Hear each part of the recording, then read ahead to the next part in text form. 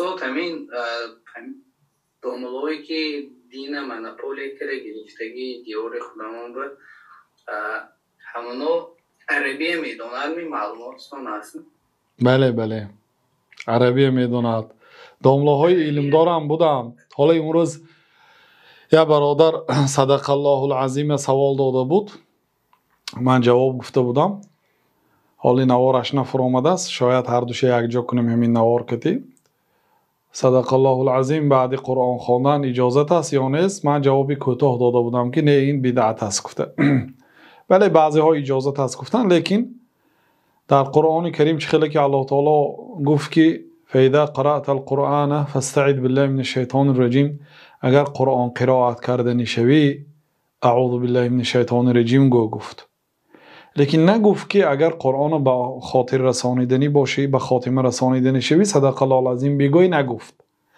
و پیغمبر صلی الله علیه و سلم بعد ختم قرآن یا قرآن که ختم کردن مقصد یک قرائت کردن و به آخر رساندن، در آخرش صدق الله العظیم نمی گفتن.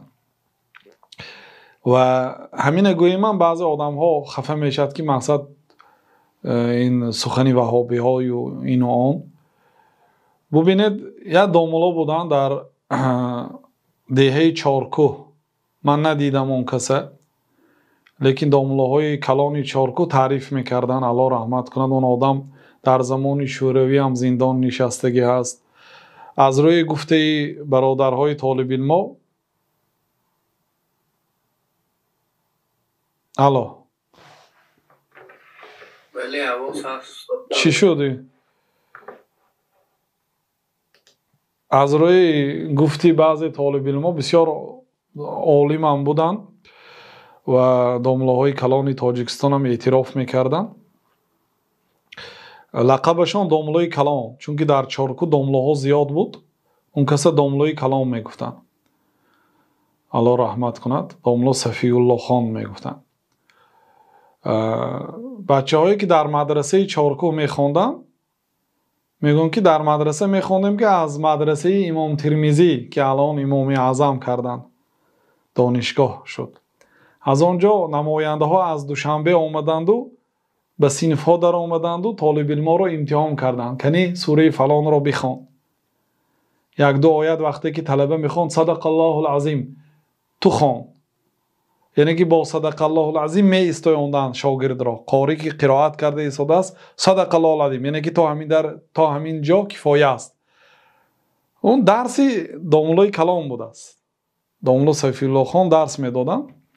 میگویم بعد وقتی که نماینده های دانشگاه ترمذی از دوشنبه آمدین میگن که چی صدق الله العظیم صدق الله العظیم گفتم میگیرن، بعد عینکشون کمتر میفرارن و نگاه میکنن و میگن که هذا القول عندنا بدعه، میگن به زبان عربی.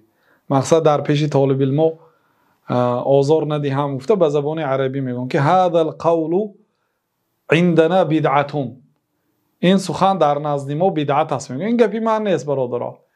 او داملا نه عربستان خوانده است و نه یگان دولت خارجی خوانده است، در همون داخل تاجیکستان در زمان شوروی علم گرفته است.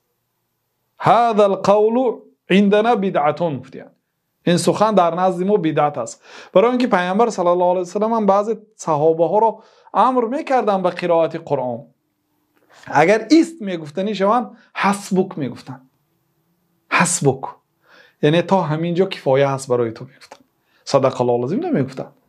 قاری قرائت کرده ایستاده است، ناگاه وقتی که میگفت قرائت کردن پیامبر صلی الله علیه و سلم دیدم که از دو چشمشان آبی دیدشان میریخت. سپس گفتن که حسبک یعنی تا همینجا کفایه است. شاگردتون اگر وقتی که قرآن خوانده ایستاده است میگفتنی شوید صدق الله العظیم نمیگوید، حسبک میگوید. این از سنت. یعنی ببینید داملاهای تاجیکستان همش بی سواد نیست. سلام علیکم استاد. علیکم السلام.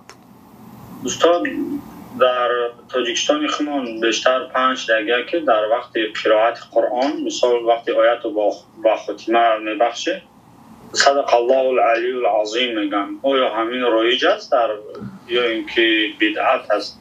میره اگر روشنی من بخواهد.